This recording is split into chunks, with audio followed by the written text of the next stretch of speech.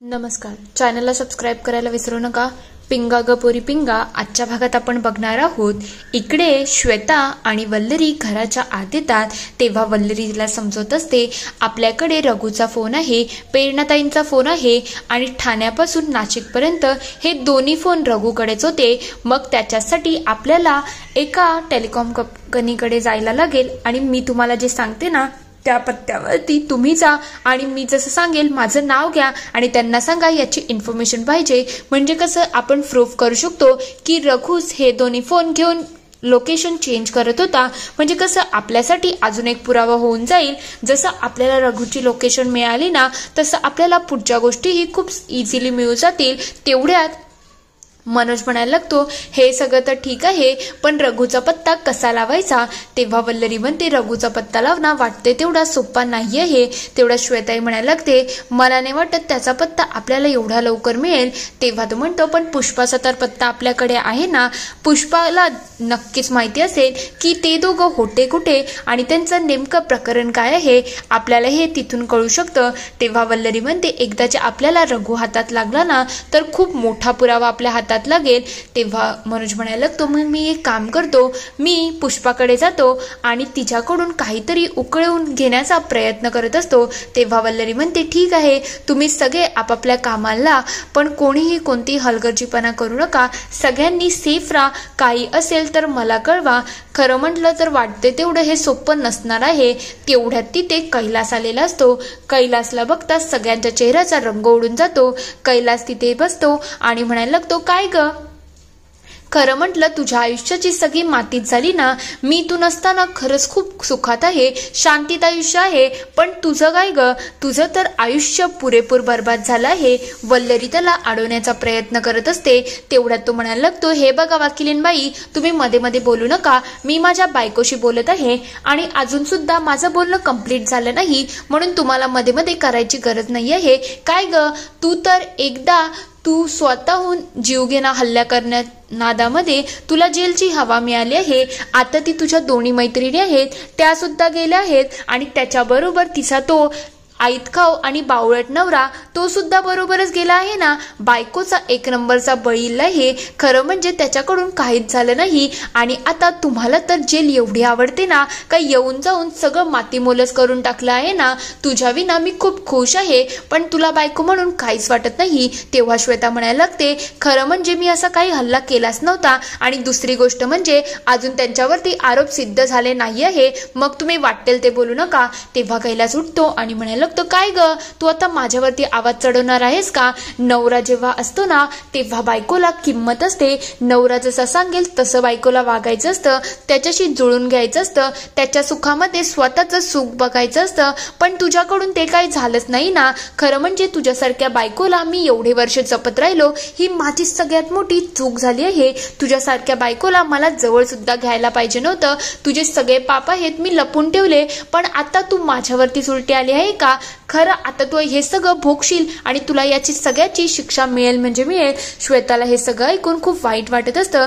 तेवढ्यात मनोज म्हणायला लागतो सॉरी श्वेताताई खरंच मला माफ करा. तो लगेच कैलासच्या जवळ येतो आणि त्याच्या सणसणीत कालाखरी मारतो. कैलासी त्याच्या अंगावरती धावून जात असतो. ते बघता मनोज त्याला म्हणतो अरे काय रे तुला लाज वाटायला पाहिजे. स्वतःला काय समजतो रे तू. स्वतःला खूप मोठा समजतोय का. तुला हे माहिती आहे बायकोचे काय कर्तव्य असतात पण नवऱ्याचे काय कर्तव्य असतात हे तू विसरला का. नवऱ्याने जेव्हा बायकोला उन्हाचे चटके लागतात ना तेव्हा तिच्यावरती सावली म्हणून उभं राहायचं असतं. पण ते तर तुझ्यासारख्या माणसाकडून कधीच होऊ शकत नाही. तू फक्त स्वतःचा स्वार्थाचा विचार करतो आणि तू बोलतोय ना तू सुखामध्ये आहेस. तुला श्वेताताईंची गरज नाही आहे. तुझ्या इथे येण्यानेच ती गोष्ट सिद्ध झाली आहे. तुला किती गरज आहे आणि किती नाही एक स्पष्टपणे सांगतो. तुझ्यासारखा नवरा असण्यापेक्षा नसलेला जास्त चांगला असतो. तुझ्यामध्ये मेल इगो आहे अजून काहीच नाही. खरं म्हटलं तर बायकोला जेव्हा गरज असते ना ना तेव्हा नवऱ्याने तिच्या पाठीशी उभं राहायचं असतं, तिची साथ द्यायची असते. जेव्हा ती अडचणीत असते ना तेव्हा तिच्या पाठीशी खंबीरपणे राहणारा नवरा म्हणजे तो अजित आहे. बायकोवरती एवढा मोठा गुन्हा लागला आहे पण त्याने स्वतःवरती आळ घेतला आहे, कारण की त्याला बायकोवरचं प्रेम म्हणतात. श्वेताताई, खरंच तुम्ही चूक केली की अशा माणसाबरोबर लग्न केलं आहे. आणि मी तुला स्पष्टपणे सांगतो, पुन्हा या घरामध्ये तोंड दाखवायला यायचं नाही. या घरामध्ये तुझ्यासारख्या माणसाची गरज नाही आहे. आणि खरं म्हणजे आम्ही कसेही असू ना, आमचं आम्ही बघून घेऊ. तू सतत इथे तोंड दाखवायला आणि तोंड काळं करायला येऊ नको. आता विनंती करतोय, आत्ताच्या इथं निघून जा.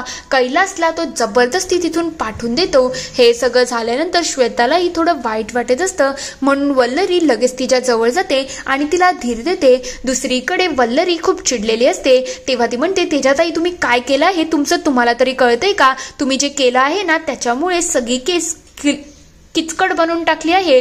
तेव्हा तेजा म्हणते, मला जे वाटलं तेच मी केलं आहे. खरं म्हटलं माझं काही नाहीच आहे आणि प्रेरणा आणि अजितचा संसार आहे. जॉब सोडला तर माझ्यावरती कोणतीच जबाबदारी नाही, मग त्याच्यामुळे एवढं काही कॉम्प्लिकेशन होणार नाही. तेव्हा वल्लरी म्हणते, हर्षित दादांचं काय, त्यांचं काय होईल याचा एकदा तरी तुम्ही विचार केलाय का? तेव्हा ती म्हणते, तो मूव्ह ऑन करेल, पण आता माझ्यासाठी माझ्या मैत्रिणींचा संसार वाचवणं गरजेचं आहे.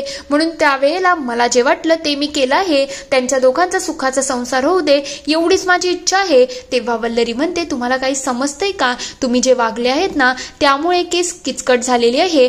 खरं म्हटलं तर आम्ही इथे प्रेरणाताईंवरती सेल्फ डिफेन्सचा गोष्ट टाकून सगळ्या गोष्टी सॉल्व्ह करून घेतल्या असत्या, कारण की अण्णा केदारने त्यांना किडनॅप केलं होतं आणि तेच सगळं सिद्ध होऊन त्यांना सगळ्यांची सुटका झाली असती. पण तुम्ही आणि अजित भाऊंनी या सगळ्यामध्ये उडी टाकून ना सगळ्याच गोष्टी कॉम्प्लिकेटेड केल्या आहेत. तुम्हाला जरा समजतंय का? आत्ताही तुमच्याकडे वेळ आहे, या सगळ्यातून माघार घ्या. तेव्हा ती म्हणते, नाही मी असं काहीच करणार नाही. तेव्हा वल्लरी म्हणते, अगं समज जरा तेजाताई, तुम्ही जे करताय ना त्यामुळे माझ्यासाठी प्रॉब्लेम वाढत चालली आहे आणि आपल्याकडे खूप सारे पुरावे आहेत ज्यामधून आपण सिद्ध करू शकतो की अण्णा केदारने प्रेरणाताईंचा छळ केला होता, त्यामुळेच तर हे सगळं घडलं आहे. तेवढ्यात वल्लरीला इकडे मनोजचा कॉल येतो. तेव्हा तो म्हणतो, वल्लरी तुला मी काहीतरी पाठवलं आहे, ते आत्ताच्या आत्ता बघून घे. तेव्हा ती म्हणते, ठीक आहे थांबा जरा मी बघते. त्याच्यामध्ये अजून काही नाही तर रघुने स्वतःचा जीव संपवल्याची व्हिडिओ असते. हे बघतात इकडे वल्लरीच्या चेहऱ्याचा रंग चढून गेलेला असतो. तिच्या मनामध्ये 100 प्रश्न येतात की आता हे सगळं रघुने जे केलं आहे त्यामुळे काय गोष्टी कॉम्प्लिकेटेड होऊ शकतात, म्हणून ती खूप जास्त घाबरून गेलेली असते. थोड्या वेळानंतर इकडे ते दोघंही घरी आलेले असतात. तेव्हा मनोज सगळी हकीकत सांगतो. जेव्हा मी पुष्पाकडे गेलो ना तेव्हा पुष्पाने मला एक ॲड्रेस दिला. तिला मी आमिष दिलं होतं की तिला मी बेलवरती सुटकेल आणि सगळ्या गोष्टी तिच्या बाजूने होईल. तिने मला एका हॉटेलचा ॲड्रेस दिलं. जेव्हा मी तिथे गेलो ना तेव्हा पोलीसवाले ऑलरेडी तिथे आले होते आणि त्यांनी पंचनामा करायला घेतला होता. हे सगळं झाल्यानंतर वल्लरी म्हणायला लागते, हे सगळं तर खूप किचकट झालं आहे रघु, पण मला एक समजत नाही रघुला हे सगळं करायची काय गरज होती? अण्णा केदारचा विषय संपला होता, मग आता सुखाने तो त्याचं आयुष्य जगू शकत होता ना. तेव्हा नानावटी सर म्हणायला लागतात, कसं आहे माहितीये का, अशा लोकांमध्ये एक प्रामाणिकपणा असतो. मालकासाठी ते जीव घेऊ सुद्धा शकतात आणि जीव देऊ सुद्धा शकतात, पण त्याने हे सगळं करताना कधी स्वतःचा विचार केला नाही. त्याने फक्त आणि फक्त त्याच्या बॉसचा विचार केला आहे. खरं म्हटलं त्याने काय विचार केला माहितीये का, आपण स्वतःहून तर काही करू शकत नाही, पण आपल्या बॉसला वाचवण्यासाठी आपण वाटेल त्या थराला जाऊ शकतो आणि त्याच्याचमुळे त्याने जाता जाता त्याचं काम सोपं करून गेलं आहे. अण्णा केदारची कशी मदत करायची यासाठी त्याने एक नोट लिहिली आहे. तेव्हा वल्लरी ती नोट वाचायला लागते. त्याच्यामध्ये लिहिलेलं असतं, मी रघु आहे, मला अजित सरांनी अण्णा केदारचा जीव घ्यायला सांगितलं होतं. खरं म्हटलं तर प्रॉब्लेम हा होता की अण्णा केदार आणि माझी मालकीण आहे म्हणजे प्रेरणाताई यांच्या दोघांचे अनैतिक संबंध होते आणि त्याच्याचमुळे अजित सरांनी म्हणजे माझ्या मालकांनी मला त्यांचा जीव घ्यायला सांगितला होता, पण वेळेवरती मी मागे हटलो आणि त्याच्याचमुळे अजित सरांनी स्वतःहून त्यांचा जीव घेतला आहे. हे सगळं जेव्हा झालं तेव्हा अजित सरांनी मला सांगितलं होतं की हे सगळे आळ आहेत ते स्वतःवरती घे, पण ते मी घेऊ शकलो नाही. म्हणूनच मला माफ करा अजित सर, म्हणून मी स्वतःला संपवत आहे. हे सगळं वाचल्यानंतर नानावटी सर म्हणतात, आता या सगळ्यातून आपण कसा मार्ग काढायचा हा खरंच एक क्वेश्चन मार्क बनला आहे. तेव्हा वल्लरी म्हणते, हे सगळं तर चुकीचं आहे. या सगळ्यामधून आता प्रेरणाताई आणि तेजाताई तर सुटतील, पण अजित भाऊंचं काय, ते तर याच्यामध्ये आता पुरते अडकतील. तेव्हा नानावटी सर म्हणतात, हे तर बरोबरच आहे. खरं म्हणजे अजितला आता रघु खूप चांगल्या प्रकारे अडकून गेला आहे आणि आता तो शेवटची साक्ष देऊन गेला आहे. त्यामुळे तो त्याचा राईट हँड होता आणि राईट हँड संपला म्हणजे आपल्या हातातला खूप मोठा पुरावा गेला आहे. तेव्हा वल्लरी म्हणते, आता आपण काय करायचं. या सगळ्याचं सगळ्यांनाच टेन्शन आलेलं असतं. तर दुसरीकडे या दोघींच्या गप्पा सुरू असतात. तेव्हा तेजा म्हणायला लागते, मला असं वाटते जेव्हा दसऱ्यालाच आपण त्या अण्णा केदारला पकडलं होतं ना, तेव्हा जर आपण त्याला पोलिसांकडे दिलं असतं तर गोष्ट सोपी झाली असती ना. तेव्हा प्रेरणा म्हणायला लागते, पण तो तर तिथून पळून गेला होता ना. तेवढ्यात तिथे इन्स्पेक्टर येतात आणि म्हणायला लागतात, चला चला आता तुम्ही बाहेर चला. तेव्हा त्या विचारतात, का बाहेर जायचं आहे, नेमकं प्रकरण काय आहे.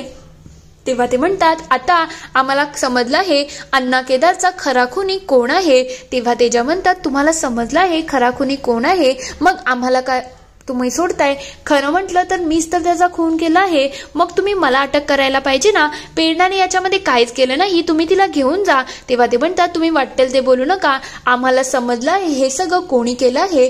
तेव्हा ते विचारतात, तुम्ही काय बोलताय, नेमकं कोणी केलं आहे, जे काही असेल ते स्पष्टपणे सांगा. तेव्हा ते म्हणतात, अण्णा केदारचा राईट हँड आहे तो रघु आहे ना, त्याने स्वतःला संपवलं आहे आणि त्याने त्याच्या नोटमध्ये लिहिलं आहे हे सगळं अजितने केलं आहे. हे ऐकल्यानंतर प्रेरणा म्हणायला लागते, असं काहीच नाही आहे. तो रघु आहे ना, तो एक नंबरचा खोटारडा आहे. त्याने असं काही लिहिलं असेल ना तर त्याच्यावरती विश्वास ठेवू नका.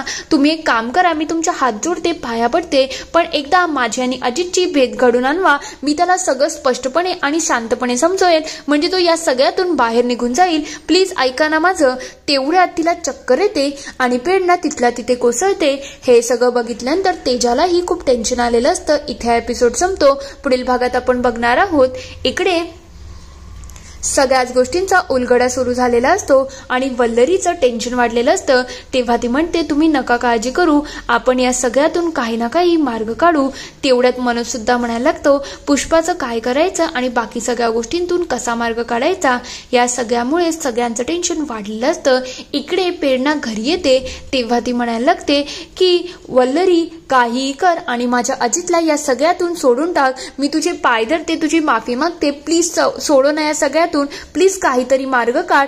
खरंच मला वचन दे, तू अजितला या सगळ्यातून सोडू शकते ना. तेव्हा वल्लरी म्हणते, प्रेरणाताई असा वचन मागू नका, पण माझ्याकडून जे काही होईल ना ते मी पुरेपूर प्रयत्न करेल की या सगळ्यातून त्यांना सोडवण्याचा, पण असं मी वचन काही देऊ शकत नाही. इथे हा एपिसोड संपतो. आता खरंच या सगळ्या गोष्टीतून वल्लरी अजितला वाचू शकेल का, तुम्हाला काय वाटतं ते मला कमेंटमध्ये नक्की कळवा. व्हिडिओ आवडला असेल तर